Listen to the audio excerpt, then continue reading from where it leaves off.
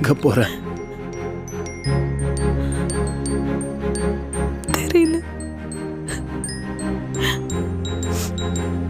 எங்க போனா வலிக்காதோ அங்க போகணும்னு தோணுது.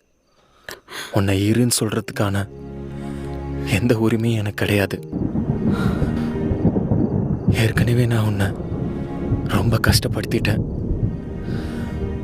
உனக்கு எங்க போக தோணுதோ அங்க போ மது, போ.